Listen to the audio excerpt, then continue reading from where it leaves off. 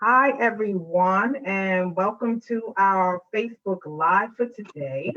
I am State Representative Robyn A, and I'm excited to be live streaming with you all alongside a dedicated public servant, Connecticut's Deputy Commissioner of the Department of Labor, Danté Bartolomeo, and Ann Rugens, who is an attorney with the Department of Labor. Today, we're going to be discussing several topics, all related to employment and economic relief under COVID-19. But before we get started, I wanted to offer a bit of background on the Deputy Commissioner. As a professional, a policymaker, and a parent, Danté Bartolomeo brings a wealth of labor and human services related experience to her position as the Deputy Commissioner at our Department of Labor. Danté, who joined the Department of Labor in January 2019, immediately began facilitating a number of services redesigns that are shifting the agency's approach toward workforce policy and programming. Heavily involved in the two-generational policy and whole family approach to jobs, Danté is focusing her work on a holistic, person-centered approach to employment. Prior to her current position, Danté served as director of Governor Ned Lamont's successful campaign, where she worked to promote policies for increasing the alignment of Connecticut workers with Connecticut jobs. No stranger to the political process, Danté served as a Meriden City Councilor from 2008 through 2012, and from 2013 to 2016, she served as a state senator from the 13th District. As senator, she chaired multiple committees, including the Committee on Children, Housing Committee, and the Committee on Higher Education and Employment Advancement. Prior to being elected to the state legislature, Bartolomeo was a community organizer with the Healthcare for Everyone campaign. So thank you, Danté, for taking the time to talk with me this afternoon during what is a hectic time for the department. I want those of you at home who are watching to know that we'll be saving some time at the end for Q&A. So if you have questions, thoughts, or concerns, please feel free to leave them in the comment section, and we'll be sure to get back to you. If you'd like to identify as a representative of an organization, please do so in your comment before asking your question. So as we wait for more people to join the stream, let's check in with Deputy Commissioner Bartolomeo. Is the audio and video all good on your end, Danté? I think so. Can you hear me okay? I can. All right. For a quick rundown on some of the major topics we plan to address during this conversation: the availability of benefits to those who are self-employed or independent contractors going into effect this week, how the additional $600 a week for those receiving unemployment insurance has been rolled out, and more general updates from the Department of Labor. In the last part of this conversation, we'll open it up for Q&A, which again, please feel free to leave any questions or concerns in the comment section, and we'll try our best to get back to you. One quick thing I'd like to say before we get started is that I can empathize with those who feel overwhelmed by the amount of information out there on COVID-19. As our ways of life have drastically changed, there are a couple of sources I wanted to share with you, which provide real-time updates on response efforts from both statewide and in our communities. First, there's 211 that you can call for the latest real-time information. There's also ct.gov/coronavirus. You can visit for daily updates on statistics and resources for Connecticut families who have been affected by COVID. We also have, specific to my district, New Haven, ct.gov or hamden.com, which provides updates specific to New Haven and the town of Hamden. And lastly, please reach out to me if you'd like to be added to my email list during COVID-19. I've been sending out important information pertaining to unemployment and other labor-related issues. All right, let's get started. Danté, do you have any introductory remarks you'd like to make? First, I want to thank you, Representative Porter. I just want to let the people in your district know that you are a tremendous advocate for them. I just admire the passion that you have when you fight for your district. I've seen it firsthand. I've seen it as a senator, and I've seen it in my role as a deputy commissioner. and they're very, very lucky to have you, and I'm lucky to have you as a friend. So thank you very much.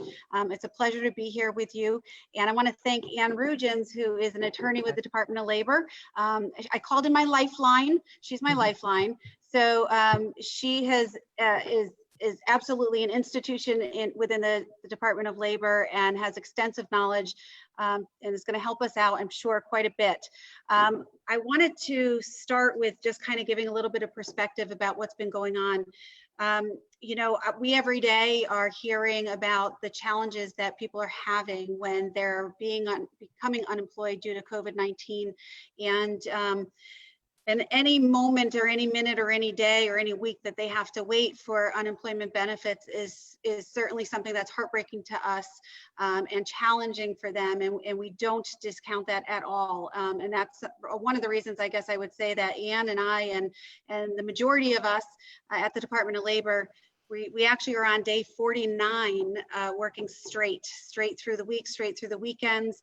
And so, you know, we are not giving up until everyone that needs their safety net, their benefits, their unemployment is able to get that. So just know that we have them on our mind, and we are working very hard to make sure everybody can get the resources that they need.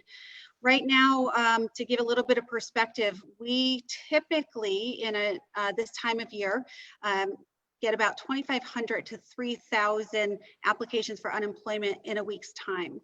During the peak period, which is November, Thanksgiving time around through February, we typically get 9,000 maximum, positive maximum, about 10,000 a week. We now are about 6.5 weeks in, almost 7, I guess. We have had 451,000 applications come to us in just shy of a 7-week period. Well, I guess based on the date, today is 7 weeks. So 451,000 applications. That's well over 3 years, almost 4 years worth of applications that we've received in 7 weeks. So we've processed about 395,000 of those. Now, processing, unfortunately, doesn't mean money in hand, but because actually not everybody is eligible. So that's one of the things to take into account. Unemployment insurance is, as it implies, an insurance program similar to car insurance. One pays in a premium, and then if there's an accident, has an opportunity to recoup from the insurance program. So one thing that's a little bit different about this right now is that in addition to employees of those employers who pay into the program, the federal government has set up this additional safety net for those who do not pay in. They're not contributory employers. And so the challenge that's creating is that while we get this incredible influx that is just beyond what we ever would have imagined of applications, we also have to build an entirely new system to be able to administer the federal benefits. There's no structure, there's no framework for this. And it's not just Connecticut, it's every state, because it's not typically been that self-employed people would be eligible for unemployment benefits. So we're having to build this new structure. At the same time, we're dealing with the backlog, and that structure is for 3 additional federal programs. So we have gotten the backlog for the traditional state benefits. Typically, we have about a 3-day turnaround, 3-day waiting period to process an application in normal times. Since March 13th, and right now I think we all look at life as before March 13th and after March 13th, but since March 13th, we had a peak of a 6-week wait. I'm happy to say that that is much closer to about a 1-week wait. There are some exceptions to that rule because not every claim is an easy claim.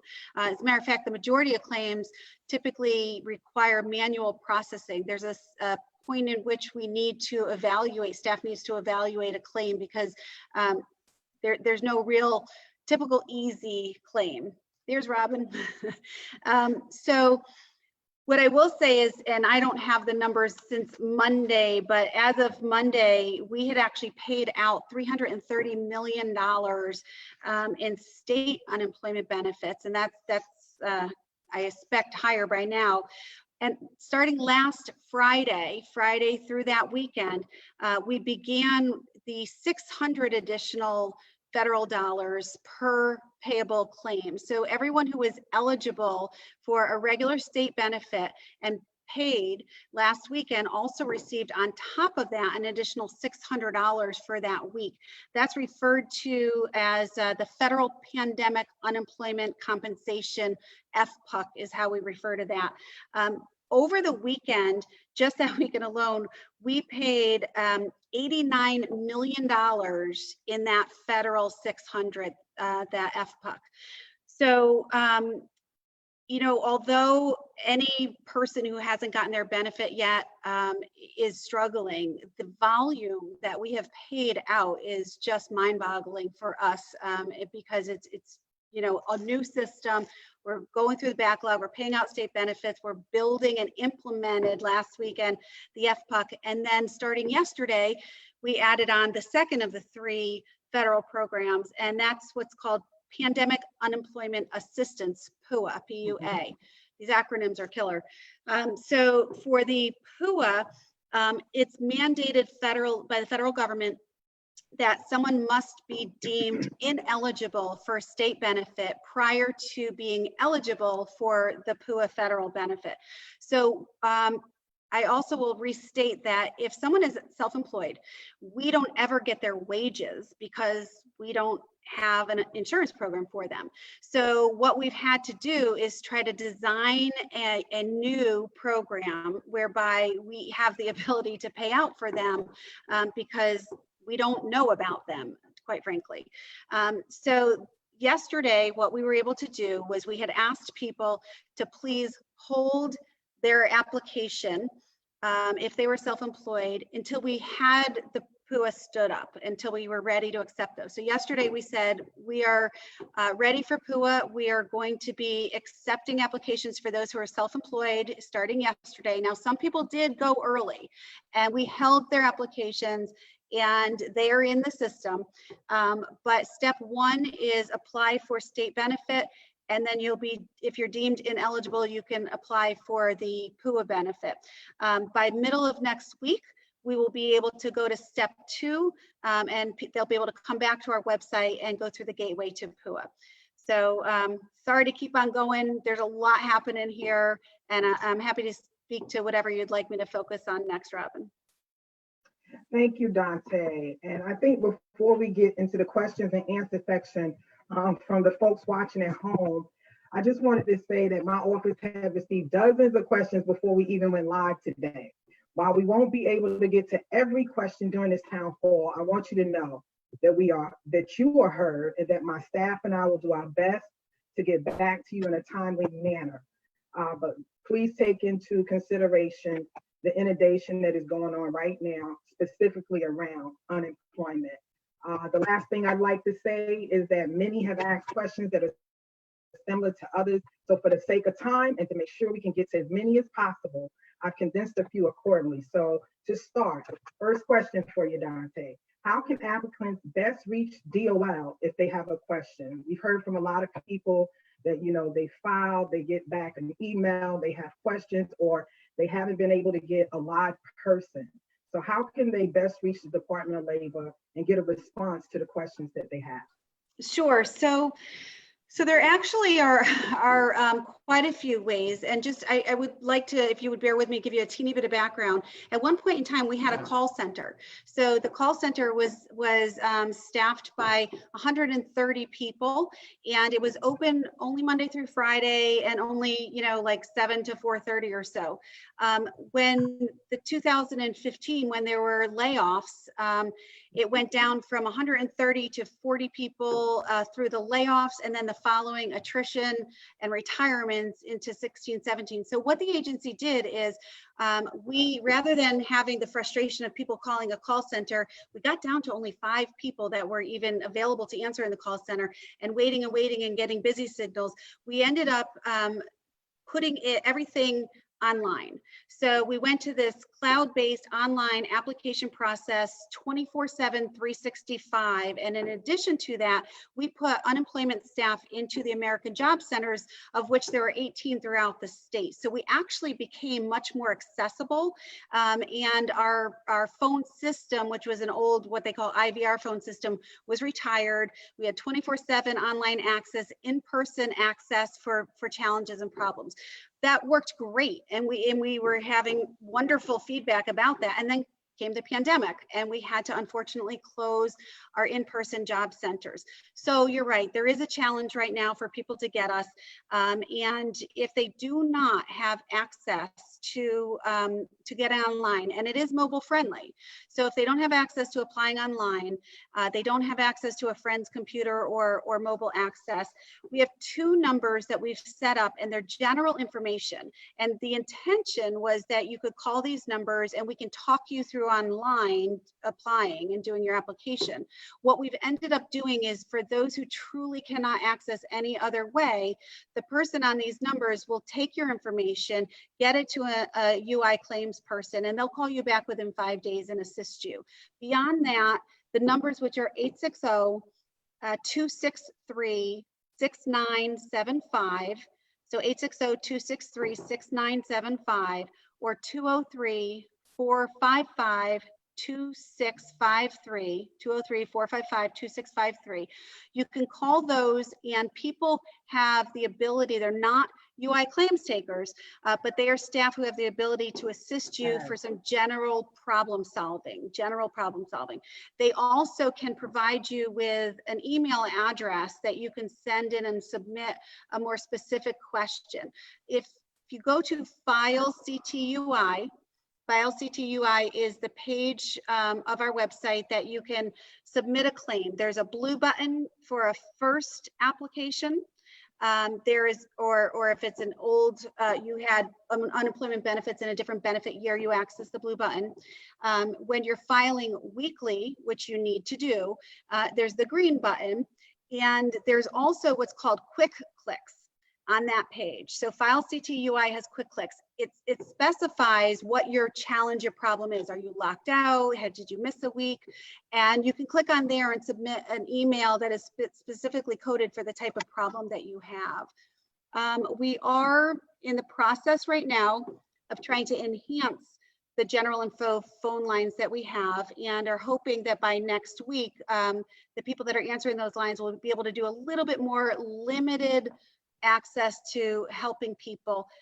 Being trained for UI, taking claims and amending claims is a multi-month, 3 to 4 month process for the most basic of service, but we are trying so hard to increase access when it was not something we were prepared for. Absolutely, and I hope that, even as people are struggling and they're having to wait, and they've been told to be patient, I just want folks watching to know that I've watched you guys at the agency do what I consider to be miracle working. The fact that you're dealing with the 40-year antiquated system that we were already in the process of, upgrading, along with the paid family medical leave stuff that we were doing from last session, has caused us to have some delays in the ways we're able to get things done. And then the fact that the federal program that came down was new to your agency. So that was an entirely new system that had to be set up. The next question is, what steps should applicants take once they file for unemployment? We're hearing that people are filing and they're not sure what to do once they file. So when they go to File CTUI, they file first through the blue button. The very first step is that they'll receive an email that will tell them that they've submitted the application. Really important, people look for that email, look in your spam, look in your junk. That is happening all the time.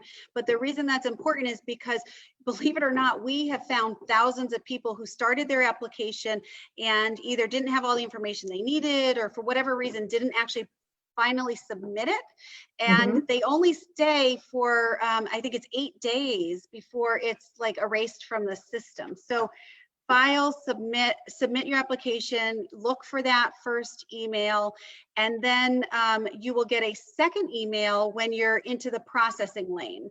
The second email that will say you've been processed, it will give you directions as to what to do next. Those directions vary for certain people. Sometimes we need additional information. Sometimes it'll say to file weekly. There's been cases where when we're trying to work with animation and get people through faster, or automation, I should say, it'll tell them that they're set. So they really need to pay attention to that second email that gives them directions. Once they're being paid for their benefit, if found eligible, they need to weekly go back on File CTUI and click on the green button. Some people forget to do that, and unfortunately, if they forget to do that, it puts a hold on their claim. You may have heard of people saying, and we've heard this a lot, I got one check, I got two checks, and then they stopped. Most frequently, the problem we're finding when we look into their individual case is that they have forgotten to do their weekly claim, their weekly filing. What that does is it tells the system there was no activity, there was no filing. Well, it's an integrity measure that we've designed and built into that, because they may have gone back to work. So we have to stop it. We have to connect with them. We have to find out what their change was. And if they went back to work, they don't want us to continue sending them money, because then they'll be held accountable for overpayment. So if they're getting 1, 2, and it stops, typically that's what we're finding. Okay, and I just from memory, I'm thinking that there are quite a few questions that came through with that being the instance. And I'm going to ask you this just from listening to you. If that is the case, if I went in, I filed, I had been getting my checks, and then a couple of weeks went by where I forgot, what do I need to do? Do I need to actually have a conversation with someone, send an email to someone, or do I simply need to just go back on to my account and can I go back and do that retro, or do I need help, assistance? What you need to do is go back on File CTUI, go to the bottom half of the page for quick clicks, and there is a link there that will say I missed a week. It actually can accommodate up to 2 weeks missed, but you need to do that. That sends us an email, and as much as people are having to wait, and there is a backlog on the emails, we are doing over 3,000 of those emails a day. So we're getting to those. We have to reset you. There's just no other way that we can do it. We're going to be trying the additional people that I mentioned when we're trying to enhance our general phone line access to train those people, which right now there's like 25 people that are answering those phones, trying to train them on some of the very basic actions, one of which is to assist in that particular scenario, but it takes a little time to get us going on that. Thank you. I appreciate that answer. I know specific to my district, but not specific to Connecticut, there are several people throughout the state that are having these issues. We have our small business owners, independent contractors and such that are trying to file for the PUA, the Pandemic Unemployment Assistance for self-employed people. So could you tell us a little bit about the process for applying for those benefits? Sure. So as we said, step 1 started yesterday. Go on to File CTUI, blue button, put in your application for state benefits, get your first email saying you applied, wait for your second email saying you're processed.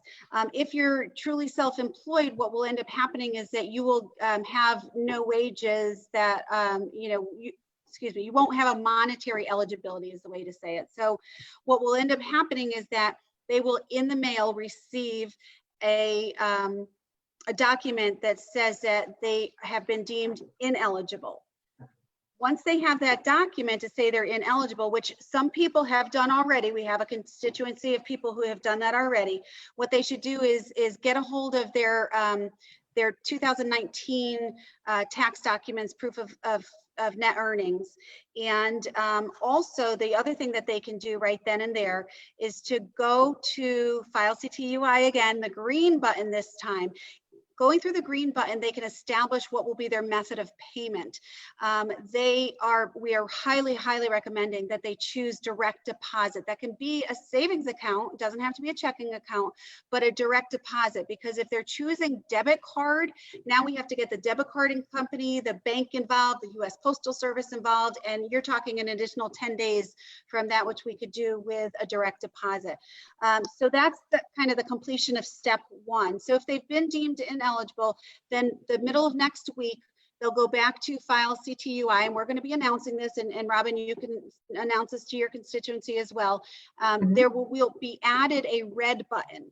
The red button will say that this is we are the gateway, the link to the PUA application. They'll then go into the through that gateway, and they'll be able to apply for PUA. They will need information about their earnings. Ideally, they would be able to have, you know, their tax forms to be able to input or upload. If they don't have that, they're still okay, but it will take longer, because then what they'll need to do is we will need to be talking with them and getting proof of their earnings, and maybe able to speak more to that. And they also, you know, PUA is related to pandemics. So, you know, it needs to be a reason that they're not working that is pandemic related. They are able, even though, you know, we as Connecticut are just now getting this up off the ground, it is retroactive back to February 2nd for 39 weeks, provided they're deemed eligible.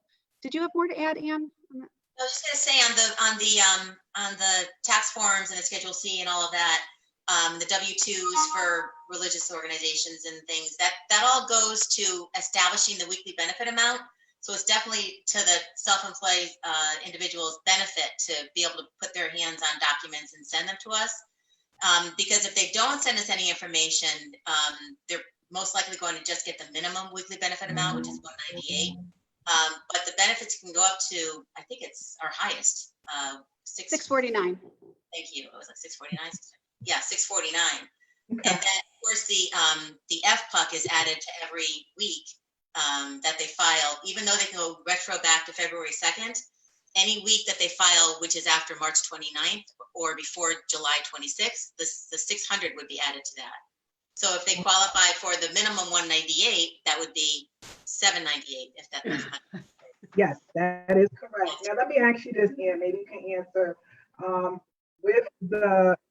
If they've applied and they're waiting, because I understand that we have some people that did this before this week, and they're saying that they go in and they don't see the red button. So what I've been telling people is that the red button will be available next week, mid next week, where That's they can correct. go in and actually hit the red button and then proceed with step 2. But if they have received notice that it's zero amount, that they are in the queue. Is that correct? You can go right to the red button when it goes up. Exactly. Yep. They've already accomplished step 1. And that Exactly. will be next week, mid next week. Yeah, beginning to middle of next week. Yes. Okay. We'll be putting it up there. We're the development stage and the test phase right now is at lightning speed. And I know that sounds really challenging for someone who's waiting to hear that. But, you know, we're doing 1 or 2 days of test and then we're going live because we just have that much demand and people are waiting. So, you know, so we started with step 1.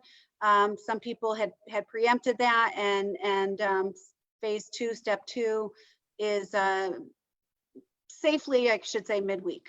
Okay, thank you. All right, now switching to some specific constituent questions. Up first, we have a question from Amanda. Amanda wants to know, when will the retro money, the $600 lump sum, be available to those who have been already filing unemployment? So I know that it started this week, right? Right. Maybe you can just kind of explain to her going forward what that looks like. So Does she mean? Yeah. yeah, so the retro for the FPUC. Yeah. Yeah. So the retro for the FPUC, the best I can say is that we are attempting to get that through as soon as possible. I would hope to see it within, if it's not this weekend's payments, then the following week. It's a different lane on the highway, if you will. So, you know, first we had to take people who are getting state benefits and put them through, make the changes to develop the addition of the 600 onto it and keep them going. So that happened, you know, for the first time. They went from, if they were a $300 benefit, they went to a $900 benefit and kept going. But it's a separate lane on the highway. It's a whole separate process to go back and just select retro, not something added to a weekly, but select a separate retro payment. So, so those 1, 2, or 3 weeks, whatever they're eligible for, are being generated separately and will come within a week, I say. Okay. When I say then- come within a week, I mean get into their account or get onto their debit. We're hoping within a week.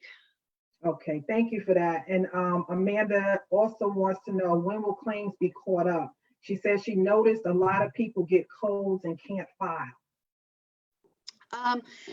So claims being caught up, you know, it's so hard to answer that, because if we're talking about your initial application, right? So those, when I tell you like the 451 have applied and 395,000 are being processed.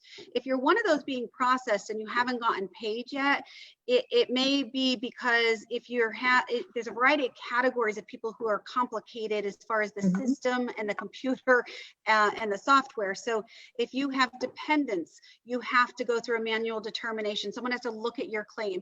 If you're military, someone has to look at your claim. If you're a construction worker, they're another category. So there's like 8 different categories.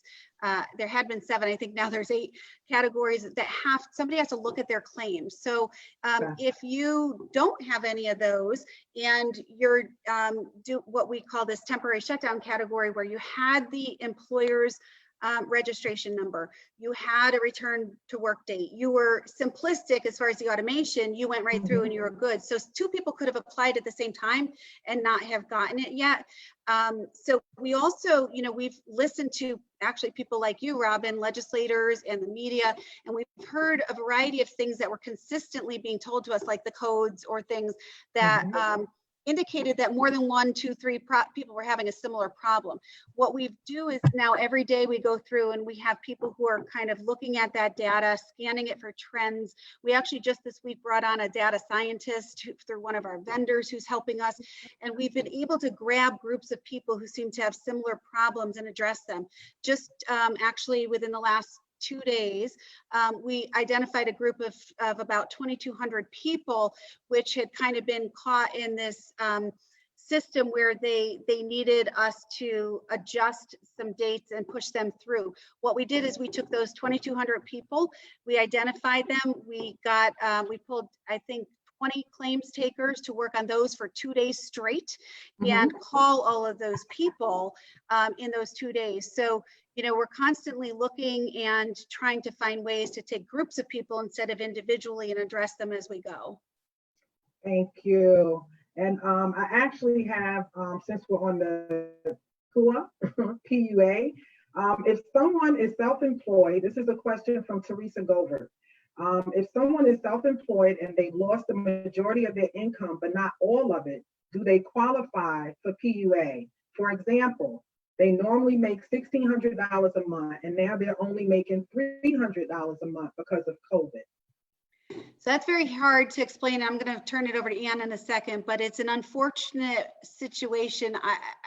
I dare to say a loophole, but maybe one of those unintended consequences with the federal legislation. You know, if somebody is self-employed, and we've had scenarios come to our attention like this, and let's say they're making $60,000 in their business that they self-employ, and then they're making $8,000 in another job that they're working for someone, that $8,000 job is qualifying them for state benefit. And the way that the federal PUA is written is that if it's for those who are ineligible for the state benefit. So we do know of scenarios where somebody's making much less income, but they're eligible for state, which disqualifies them for the federal PUA.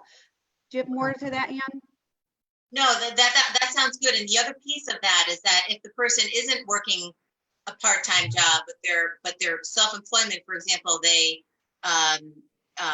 what's an essential a daycare center, for example, and that gets a little bit complicated if they have a number of students, and if their hours are cut back, for example, so they're only, instead of working 5 days a week, they're working 2 or 3 days a week. They could PUA similar to regular UI does allow for the concept of partial unemployment and total. So you have to be totally unemployed or partially unemployed. And if you're partially unemployed because the hours of work has been reduced, you might be eligible for partial PUA. These acronyms are wild, but so that, but if you're working the same number of hours, but then just earning less, you still could be considered totally employed, ironically. So it is a little bit sticky, which is why when someone files, we're going to do our best to work through whatever situation they are. That was something, unfortunately, Ann and I did a group that was primarily childcare providers. Just the other day, we were doing one of these. And unfortunately, that is a really difficult predicament for them, and one that, you know, I don't know if there's anything that our federal legislators can do at this point in time, but hopefully, you know, they would think of in the future, because if you have one child coming and not 5, but you're still open the same number of hours, but you're only getting a fifth of the income, they are unfortunately caught in this loophole, if you will. And you're actually losing money when you think about it. I mean, if you're open and you're running your utilities and everything at the same rate you would with a full house, you know, you're losing money when you're just taking in 1 or 2 kids versus 10 or 15. I'm sorry, go ahead, Anna. I was going to say, so there is an argument on the table that if you are operating at such an unbelievable loss that it just doesn't make any sense anymore, and if you close, and it is because of COVID-19, there is an argument that could be a direct result of COVID-19. So the door is not necessarily closed on that. We have to analyze that on a case-by-case basis. Thank you for clarifying. You guys, that's good to know that you're doing an individual assessment. I think that's important. Another question from Teresa: if they've received an SBA loan, do they qualify for the PUA? And I've gotten this question as well. If you receive PPP, do they qualify for PUA for the same time before they receive the federal support? So it's two prongs to that. The first one is if they qualify for an SBA loan. Well, PPP is an SBA. Okay. So I think, oh, sorry, Ann. I think, so we've had a couple different scenarios around this. So let's say somebody got, the employer is the one who gets the PPP, and then they bring back their employees. But we've had a case just came to my attention the other day. So instead of those employees coming back at 40 hours a week, they're coming back at 32 hours a week. And so for that particular employee, they should still file for benefits, because that difference would mean that they're not eligible for the full benefit rate, but they could be eligible. It's the 2/3, right, Ann? It is the 2/3, but if you're coming back because it's 2/3, you could, and your hours are only cut back, say, 6 to 8 hours out of 40 hours, they could be over the benefit rate. That's where the math stuff comes in. But if it's like, say they're cut 50%, then you can see the 2/3 and the 50% dynamic, they would get some sort of partial payment. But when you're cutting close, where their hours are close to that 2/3 line, they may end up being over the benefit rate. That again is a case-by-case situation. Yeah, and it depends on what their hourly rate is. What their hourly rate is, what their normal hours are. I mean, because full-time isn't always 40 hours. You remember that too. Sometimes full-time is 35 hours, depending on the industry. Right. So then the stuff comes from there. Full-time is based on what is customary in that particular industry. Yeah, so, that is true. Cut it at 40 hours for purposes of the program. But All right, so for people who are self-employed, independent contractors, what should they put in as an employer ID number? Their social security number? Should they list themselves and their address in the employer section? It's actually, is that the ER number, Ann? They have the ER number, but they do need to enter their SSN, because that's how we would hit it against the regular UI system. So they have an employer registration number, and that's the ER number in addition to their social security. Yeah. All right, and then there's the question of what should people put in as a back to work date if they are unsure of when they'll be back to work as a self-employed person or independent contractor? So yeah, go ahead, Danté. Well, so what what we had been trying to do and what we still are doing is those people who have and now this is, I'm talking about an employee, not a self-employed person right now.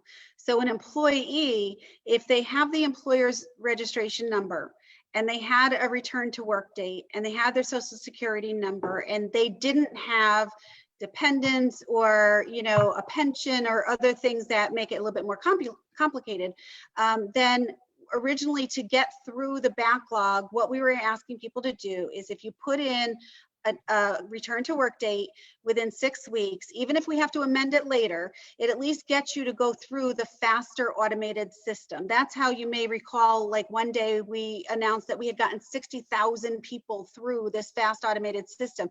I think last night, you know, we're getting sometimes 10,000 people through, sometimes 3,000 people through that way, if they fit that scenario. What they do have to do though, and what we've been working on doing and helping them with, is at some point, if they're not going back to work, they want to take that date down and change that. So, you know, about 10 days, 2 weeks before, they should be looking to change that.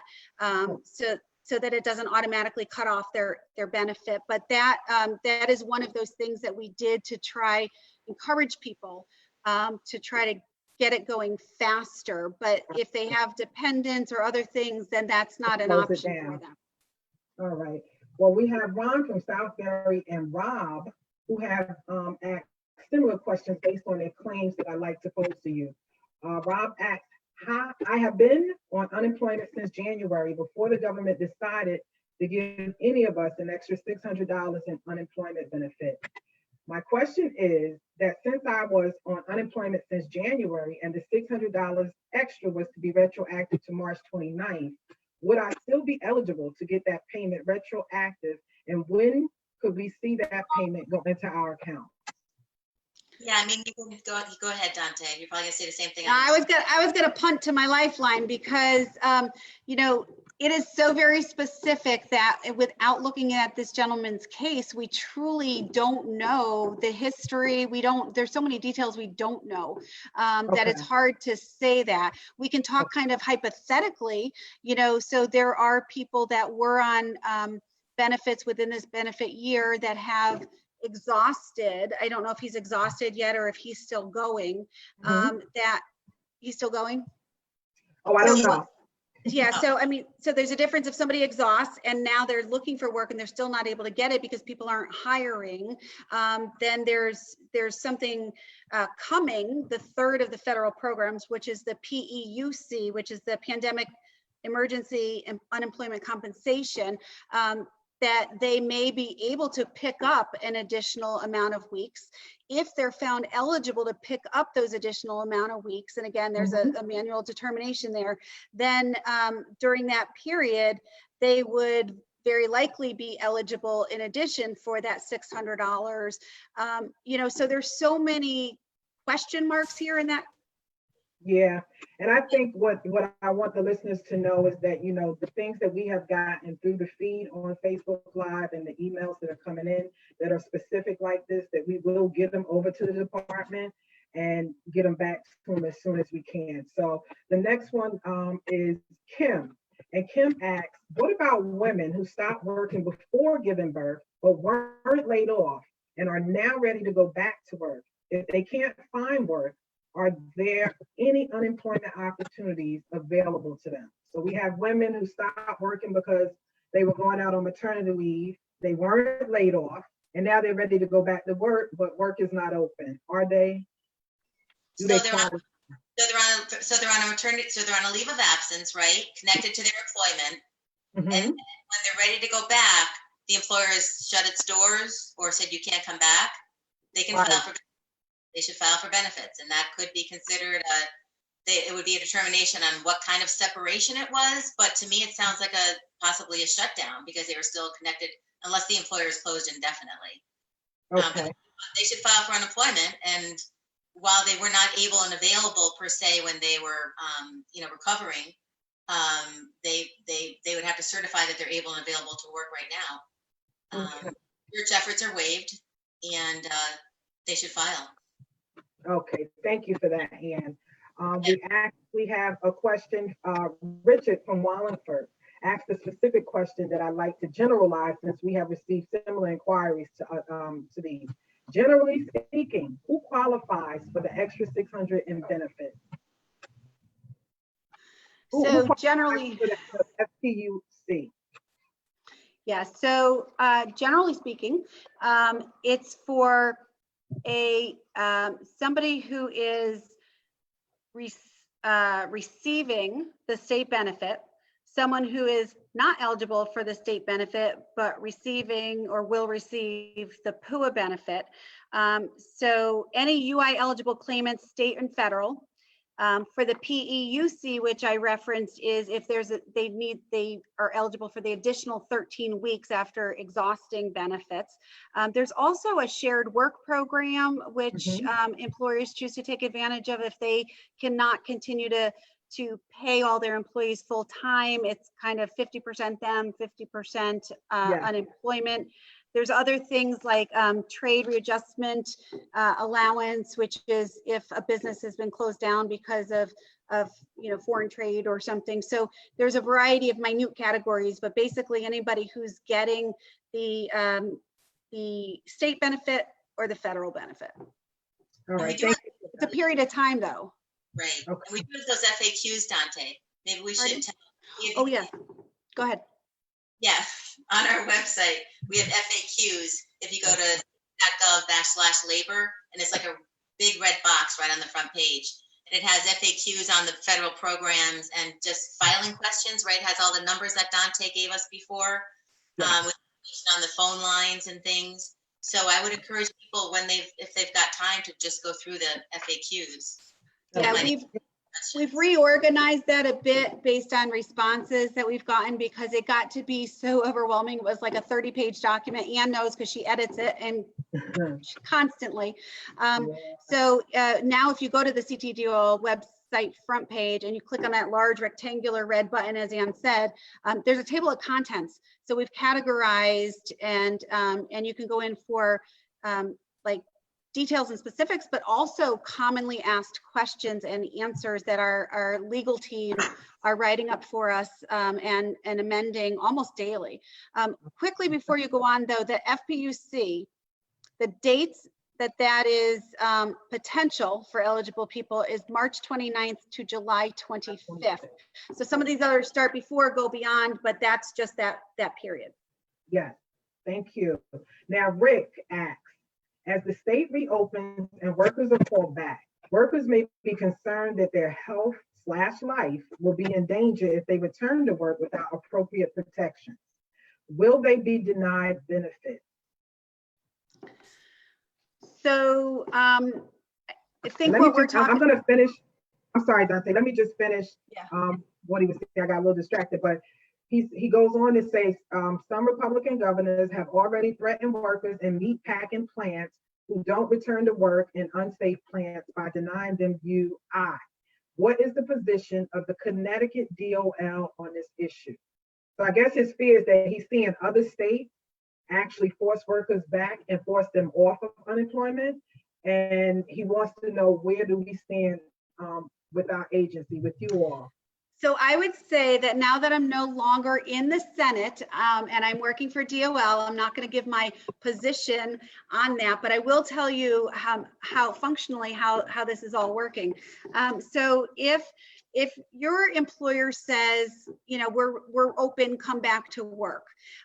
If you choose to not go back to work, then the employer has the right to file a grievance, basically, an appeal.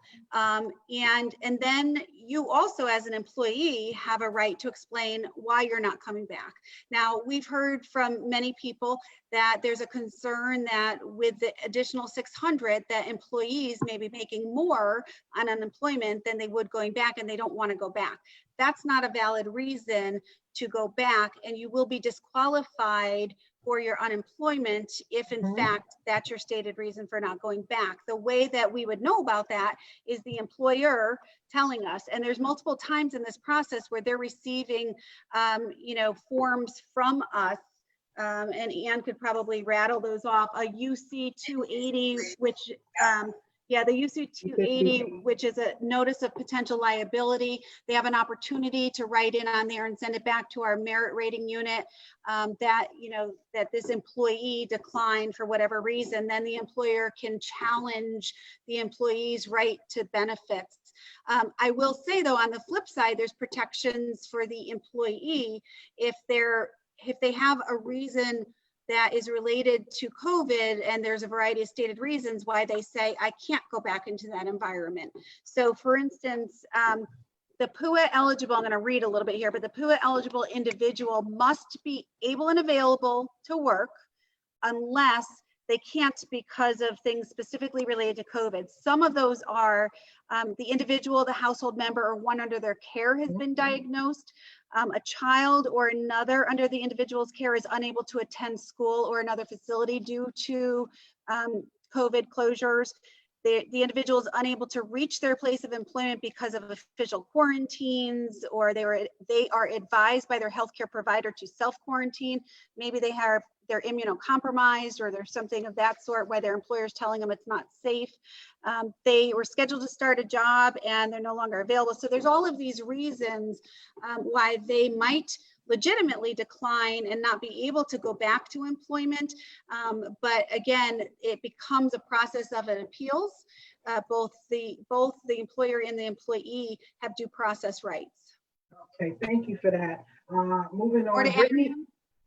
No, I think that's good. I think that's good. And the same thing, and not only in PUA, but in regular UI, where if someone is afraid to come back to work because of health conditions or something like that, it could be sufficient cause, just like PUA.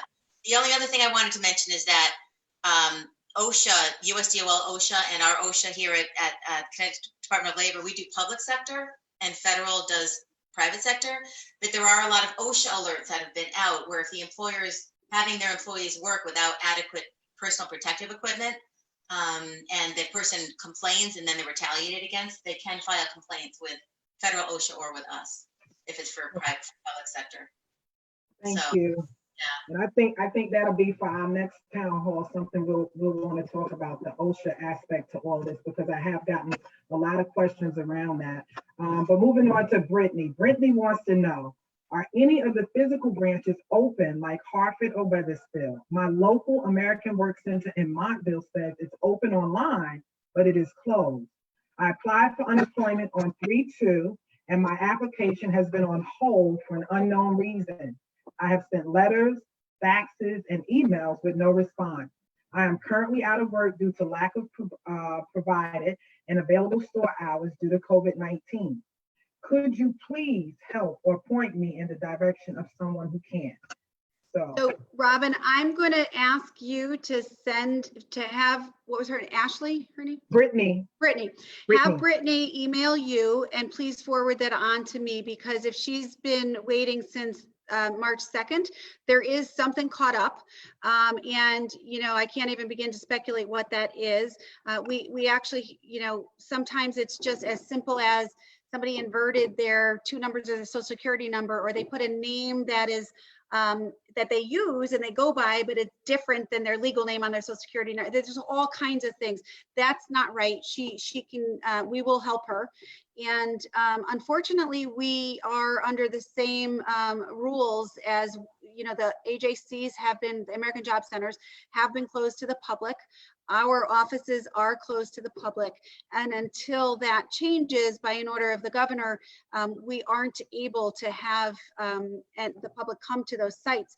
We do have to, though, have staff in most of those locations, very, very minimal staff, because there's, you know, some phones to be answered. There's some issues to be done. We're just now in the process of getting enough computers for the majority of our staff to be able to telework, but not every job is teleworkable. So for instance, you know, I mentioned shared work before. That's a very manual process. There's paper and paper and paper that people have to work on. They have to come into the office at times. So they may see staff going into our offices, but it is not unfortunately allowed to be open to the public. Okay, thank you for that. Kathleen asks, my husband is self-employed. He also has a very part-time job. He applied for UI, wanting it for his business that has no income right now. What he received was UI for the part-time job plus the $600 per week. He just found out that the part-time job received PPP, and we assume he should return the original UI and won't submit for payment next week. How does he now file for self-employment, unemployment? How does he file for the poor? His letter that he received, the UC-58, does not show zero income because of the part-time job. Danté, you want me to take one? I do. I think I know the answer, but Yeah. I think there's a choice to return, right? Exactly. That's a couple things that came up during that.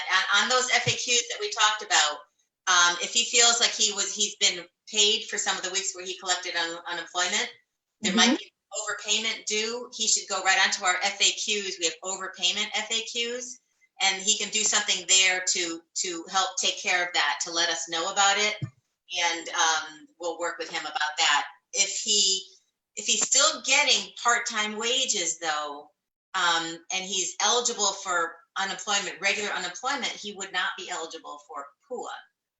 So that's something to think about. If you're eligible for even $1 in regular UI, you wouldn't be eligible for PUA. Right. So, Thank you for that reminder. Yes. okay? Okay. Yeah.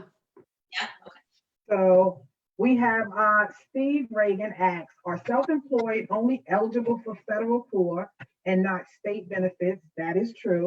What is it? Because you can't be eligible for state and PUA. What makes you eligible for the PUA is that you're not eligible for the state benefit. I'm going to hire you. And then he says, what is the criteria for qualifying for weekly state benefits? I applied weeks ago and received U-58 by mail. Do I need to reapply since my login account seems to no longer be active? So what does that mean? Did he receive a denial? Well, he says that he received a U-58 by mail. And then he, Which would be the it's something indicating that Monetary determination. Yeah. So then he wouldn't need to reapply with us. He would just be able to apply with a red button when we get that up early mid. okay. All But right. But go ahead, Danté. So I'm assuming from what I hear that it said that no wages, no monetary determination. Is that right? See, we don't know all the details, I guess. Right. So what I will do, we will flag Steve.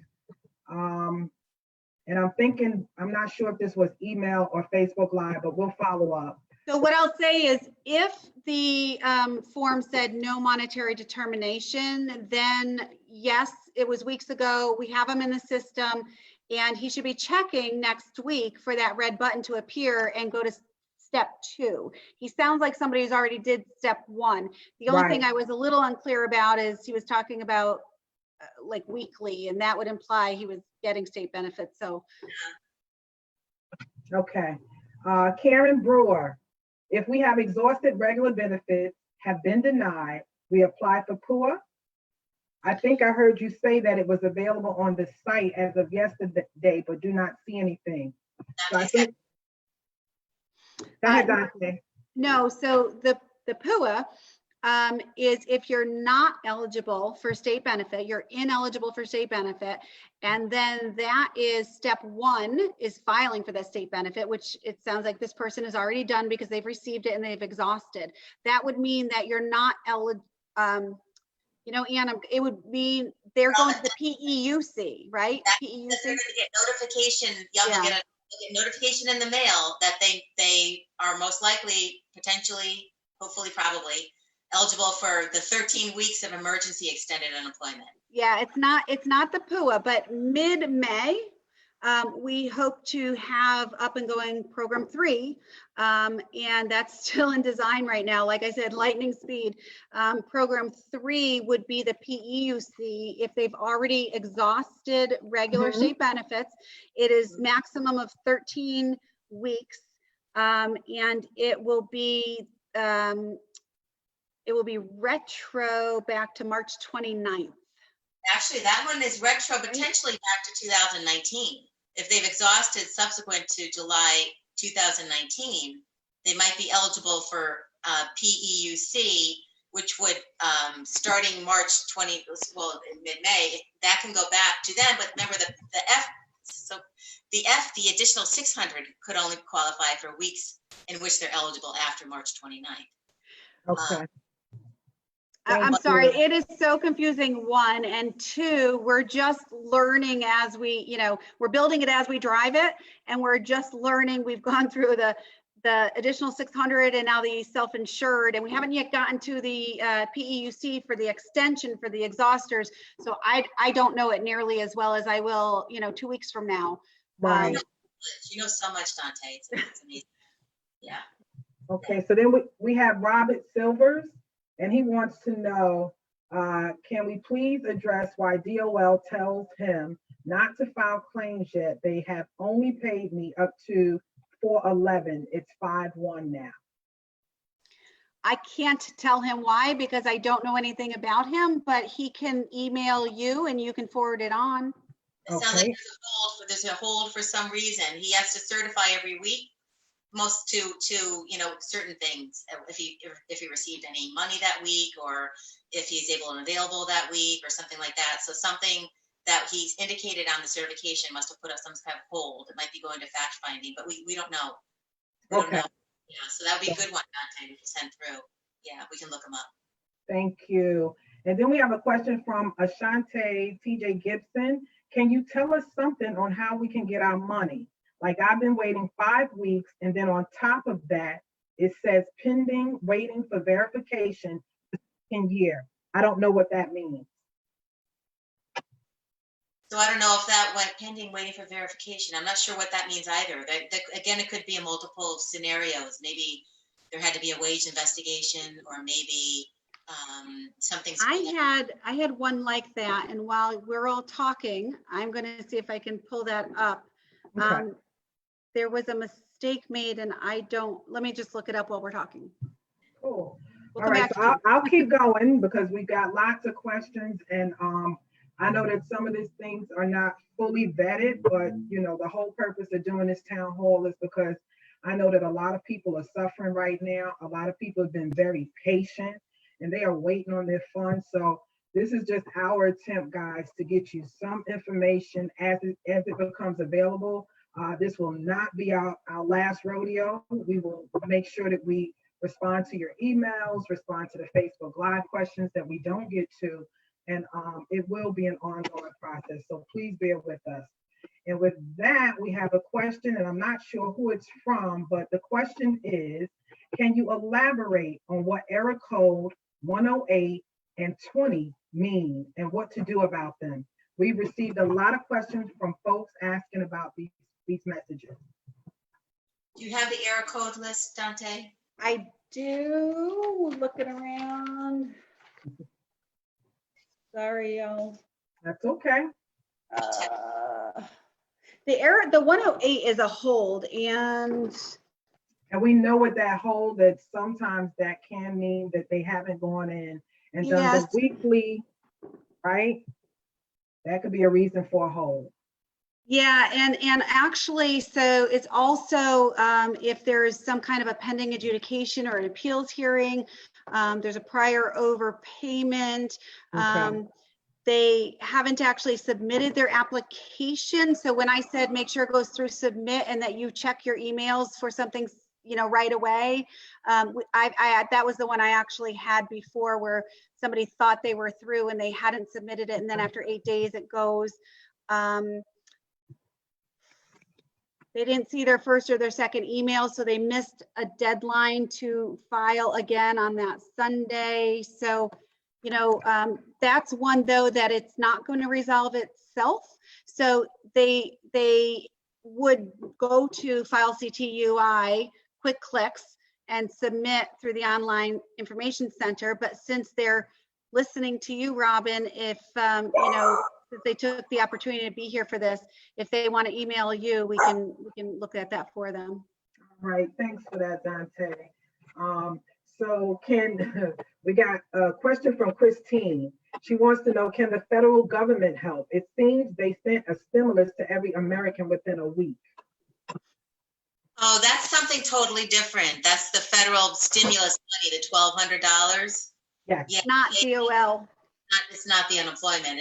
That was, I don't want to say something was simpler, but I think that was a little simpler because it didn't have all the different aspects that unemployment has. My daughter's still waiting for that, actually. Wow.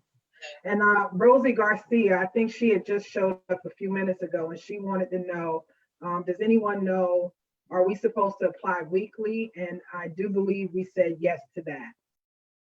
Green button. So every week you need to go in and apply through the green button. The reason being that we have to balance getting you your payments, but also making sure we're not overpaying you if your situation changes. So you have to certify every week, and you also have to answer some questions, right? So typically there's a work search that's part of this, and you have to certify that you've been searching for a job. The commissioner did waive that work search requirement for pandemic related unemployment during a short period of time. He's temporarily waived that because the jobs are not necessarily there and available, Right. but there's reasons we require that weekly certification. Okay.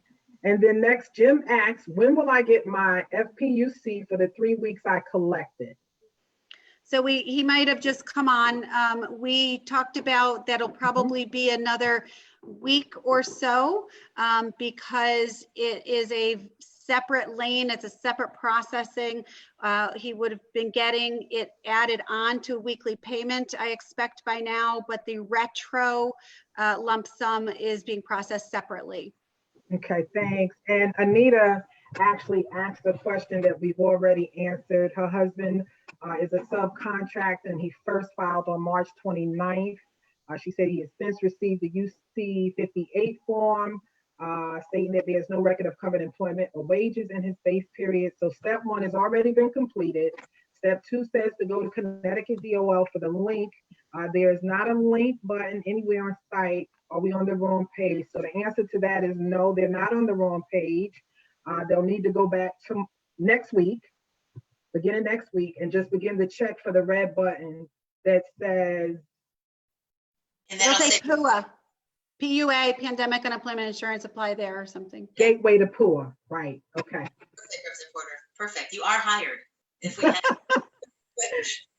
Oh, and I think that I'm going to just ask you to kind of speak to folks that are confused with their eligibility, and I'll give you an instance. I'm self-employed. I don't qualify for any of the PPP, haven't gotten any. So I applied for the PUA. I get on PUA, and then I find out because of the second round of triple P that just went through, I get accepted. How does that work? And I believe we said that you can't do that, but I'm asking for clarification because I'm getting the question again. Well, PPP, they would have to let us know, and they'd have to stop filing for PUA, and then if it's retro, they'd need to let us know if there might be an overpayment. Dante, what do you think? Well, I'm kind of confused because this is a self-employed person? Yes. So the PPP is for their employees? Or is it for themselves? Is it only for their employees, Dante? I thought so, but it's not us. It's not our agency. It's Department of Economic Development who's working with the Small Business Administration. So Right. I don't know a lot of the details about it. I thought it was just to be able to pay your payroll for your employees. I don't know. It is. It is, but there's been a lot of confusion, and they keep wanting to know, can they also collect unemployment benefits? So Well, if it's for their employees, and the employees wouldn't be eligible, like Dante was saying, like we said earlier, they wouldn't be eligible if they were being paid, their full rate. So they would be paid then. They would be employed basically if they're being paid less than their normal, then there might be a partial. But that's their employees and not the employer. So I'm not sure. I wish I were more familiar with PPP. Yeah. Well, no, I just wanted to see what the question would be as far as the unemployment piece. So we can further look into that and get back to them. Yeah, if you want it, sure, and even craft that question and send it through, and we can work on it, because I know that one of the attorneys in the office has been doing some research on how these all work together as much as we can, because we don't run PPP, but yeah. Okay. I'm just looking to see if we have any more questions here. And I do believe that I have gone through all that are appearing. Yep, we asked Anita's question. Kristen. Okay, I don't think that we asked Kristen. My application had been processed and I had been sent one check back on April 8th. I then tried filing for the next week and the message read that I had missed a week. I then filled out a missed week form, even though I don't think I missed it. I have also sent an email to the email listed on the Connecticut Labor website and have received no answer. I've tried calling all the numbers the website has listed and then just ring busy. I have still only received the one check. Is there something else I can be doing? You can email your representative, Robyn Porter, and Robyn will get it cleared up for you. All right, sounds like a plan. Emily Levine, how many part-time hours can you work to still be able to collect unemployment and get the 600? So I think what people need to understand is if you qualify for the unemployment and it's COVID related, between March 29th and July 25th, you will get the additional $600. And if you've applied within that window, you will get some of that as a retro payment.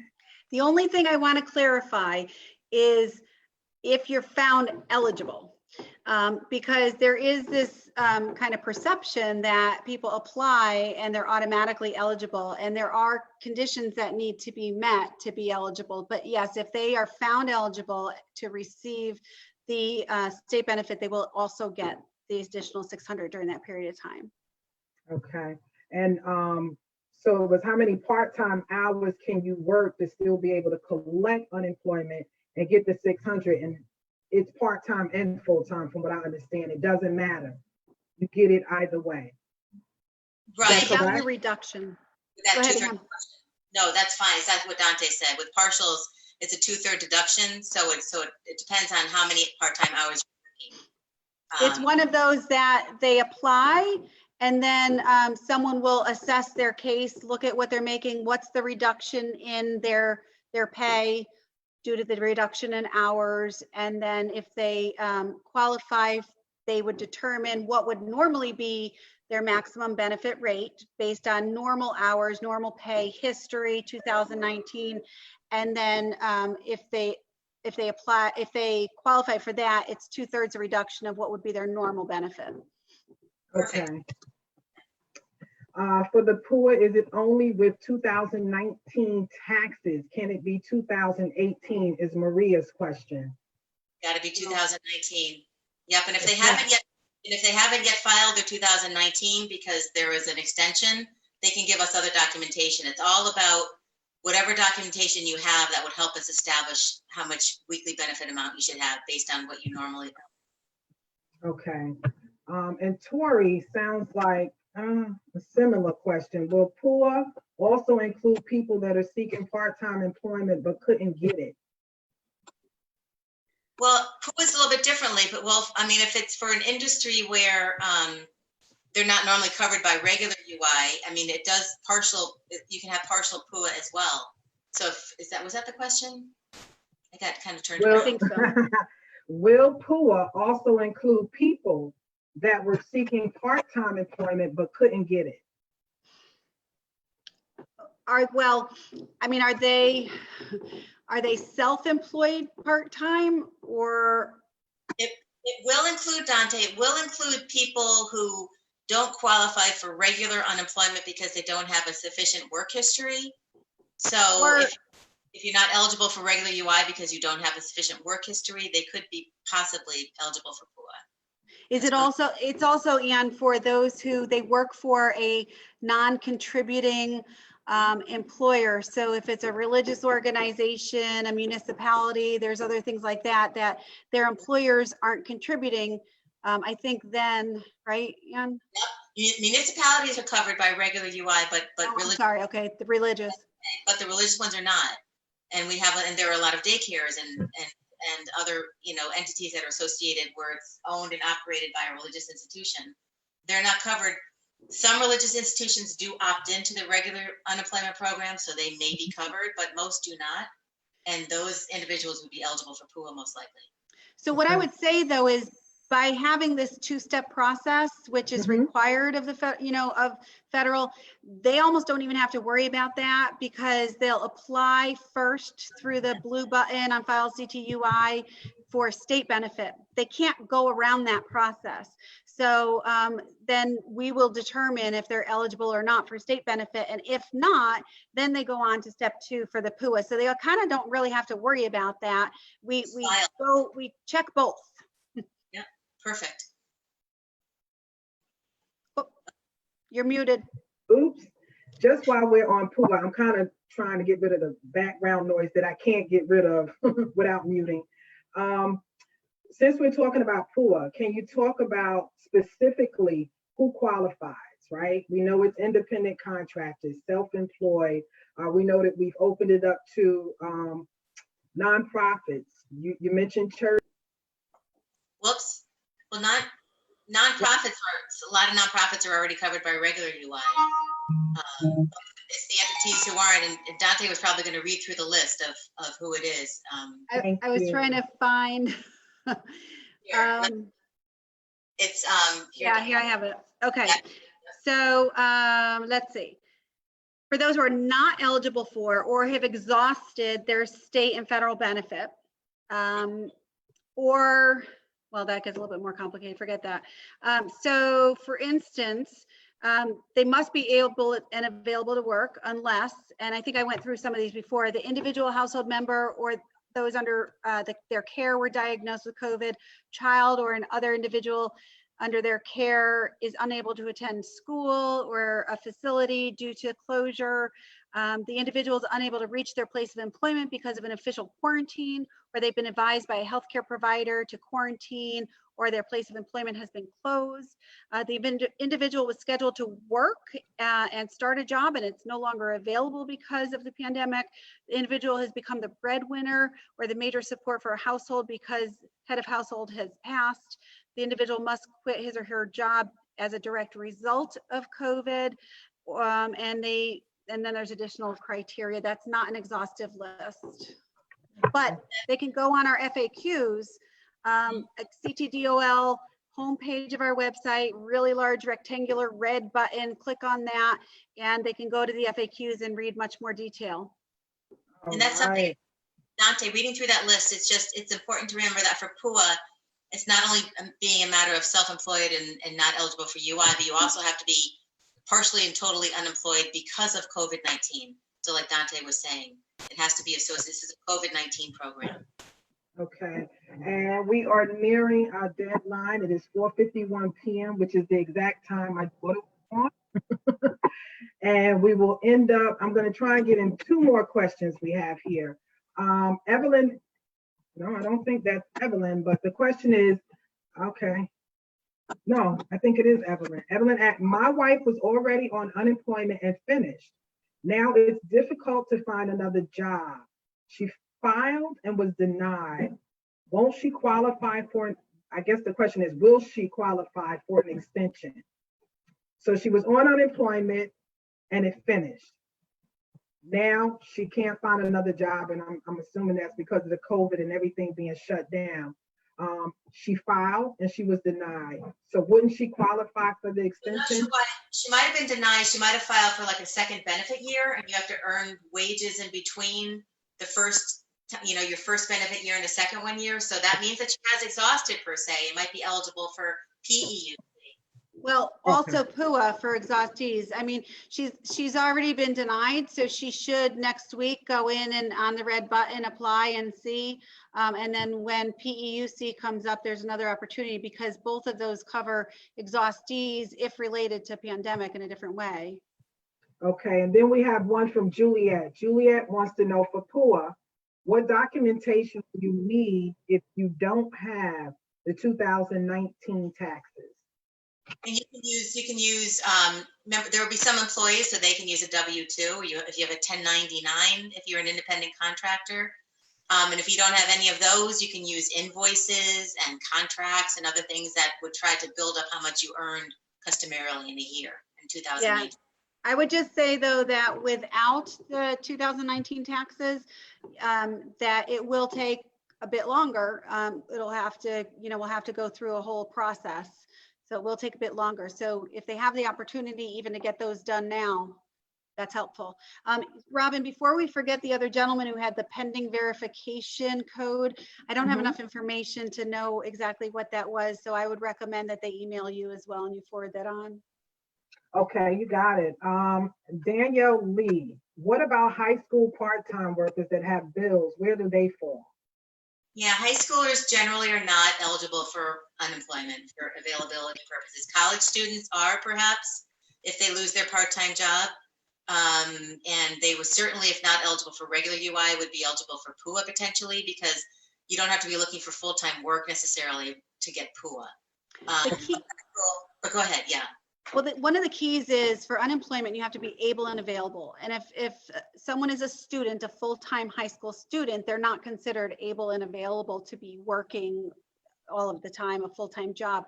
Now, we both know there are kids that are in that high school age who may not be in school. They may be the primary breadwinners in their family, and they may be somebody who would qualify, but it would have to go through that process of applying. And if they were denied and found ineligible, then there's an appeal process where we would take all of those circumstances into account. Okay. This I do want to get to because I can feel the frustration in this email. And yeah, I mean, but my heart goes out because I do understand, and somebody that struggled and worked 2 and 3 jobs to make ends meet, I can't imagine, the severity of what people are dealing with when it comes to finances. And this comes from Kathleen. She says, please help. Out of work almost 6 weeks, not getting paid, and totally frustrated. My claim was filed March 23rd, and then I was instructed through a Connecticut DOL email April 4th to file again to expedite my claim. I followed the directions exactly under advice that not doing it exactly would further delay my claim. I received a quick response from DOL which said, quote, you have been enrolled in the Labor Department's temporary layoff/vacation shutdown payment program and should not file weekly claims. Payments for each week during the temporary layoff/vacation shutdown period will be issued automatically, unquote. I received 2 initial direct payments, which put me up to date at that time, and then nothing. I followed up my second filing with an email April 5th to confirm that it had processed correctly. This email inquiry was finally answered on April 23rd, at which time an unidentified representative said this. Good afternoon. Connecticut DOL claim weeks run from a Sunday to Saturday. So for the week of 3/22, so this is really like very, very specific. And I think that her question is, what does it already sounds to me like someone you need to forward to us. Exactly. Okay, so I will do that. It's very specific. We got 3 minutes. Let me try to get this in. John asks, I have a couple of questions for DOL, Deputy Commissioner. Why if someone files a claim, would you consider them back to employment, partial unemployment? Doesn't stop even if you keep working, you don't have the hours available at your job. Why did you go back to filing weekly? Why would you say by Friday you will receive the 600 and retroactive stuff, and still some have seen none of this? Why is there no way to ask any questions when problems arise? Also, how is the amount given determined for unemployment? That was loaded. There's a lot there. If you want to slow down and go one by one, I'll do my best. Okay, so his first question. If you keep working, you don't have the hours available at your job. Why did you go back to filing weekly? I think is one of the questions that we can address. Why did we go back to filing weekly? Well, he may be referring to somebody who is in what we call the temporary shutdown, which they could go up to the 6 weeks, but then they had to go back to filing weekly. As I said before, that we require weekly filing because someone's employment situation can change. And if it changes and if they're no longer eligible, if we didn't have them file weekly, then it would just keep accruing and accruing and accruing overpayments, and then they're legally liable for those overpayments. So by going each week, it's actually a protection for them as well, so that they don't get into a situation where they're no longer eligible and yet they've racked up, you know, $1,800 in payments that they think they can spend, but they can't because they're liable for them. So it's a safeguard for both. Okay. Audrey, you know I'm gonna run it down to the minute. Audrey asks, I'm a daycare teacher and I filed for unemployment nearly 7 weeks ago now, and I have not received anything. When I check the status of my account, it says the payments are on hold. And then she, and I can send you this email because she did attach a screenshot, but she has got notice that her claim effective date was March 15th. And that was 7 weeks ago. And she's saying that she hasn't received anything. So on hold comes from so many different scenarios that's why we need you to send that to us. But I had an on hold today where it was because somebody had inverted 2 of their social security numbers. We've had them because people have gotten married or use a nickname or have changed their name and have not necessarily alerted us to that. It's different from, you know, one form of their identification to another. It could be on hold because they didn't file for a week. That's another reason to be on hold. There just are so many scenarios that I'm sorry, I don't know how to answer that. But the way that one typically does this is goes into that file CTUI, quick clicks, and goes right there to the online assistance center and designates what problem they're having, and then the email gets generated, and we're answering 3,000 of those a day. Okay. Whew, man, I don't want to be in your shoes, that's for sure. But we hired you. But the one thing I can say is that I'm glad you are in the shoes, Danté. And thank you so much for taking time out of your busy schedule to give us 90 minutes dedicated to the most important people in Connecticut, the folks that we serve. I know that they're frustrated. I know that they haven't gotten, you know, the answers they needed in a timely fashion, but I'm hoping that this is something we can do on somewhat of a regular basis, just to add to the platform that is being built to make sure that this thing gets turned around and folks do get timely responses and actually have, you know, somebody on the other end of the phone that they can talk to. That's been a lot of the complaints. Just somebody I can talk to. You may not have the answer for me, but somebody, you know, and people need to vent. They need to get things off their chest. I mean, they've been waiting 5, 6, 7 weeks. So I don't take that lightly. I know you all don't. Danté, you are doing a stand-up job. You and the commissioner. Kudos to Marissa, who has been our lifeline at the Labor Committee in keeping us connected and well-informed. And this is so fluid. You know, I tell people this thing is not changing day by day. It is changing throughout the day. So what you know in the morning is not necessarily what you know in the evening. So I just want to thank you, Danté. I know you are overwhelmed in your position right now, but for you to take out 90 minutes of your day to sit with us and to help us answer some of these questions for our constituents and the citizens of this state is commendable. So thank you, Robyn. Allow you well, to, thank you. say a few words before we yeah, you know, I want to say your constituents are really genuinely, truly lucky to have you. I mean, it's amazing. And I'm lucky to have an incredible agency full of staff that are just so committed. Marissa, as you mentioned, and you know, during these kinds of tragedies, I guess, you really see how people step up and react. Our staff, and I don't say this lightly, 49 days of non-stop. We are working, and our families, We have staff whose families have been affected by COVID. They've been affected by COVID. And sometimes, it's just kind of looked at like the agency is there to the public servants, they need to get our checks out and stuff. And we're people, we have families, and we're going through the same thing that everyone else is. And $330 million as of Monday already went out the doors. I promise you, we're not going to rest until we get to everybody. But I do want to say that, we are making progress. We're hearing from the people who are having challenges, and I appreciate that, because anybody having a challenge means we haven't quite become 100% successful yet. But we are striving for that. We are continuing towards that.